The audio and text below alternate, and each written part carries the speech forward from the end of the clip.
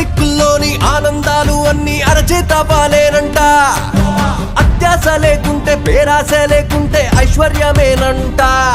అరే కొన్నాళ్ళు ఎండలు కొన్నాళ్ళు వానలు వస్తుంటే చాలంట. 100 ఏళ్ళు వద్దంట, పోయేదాకా బతుకు సాగిపోవాలంట. ప్రతిదీ నీతోనే నీతోనే బ్రతుకంతా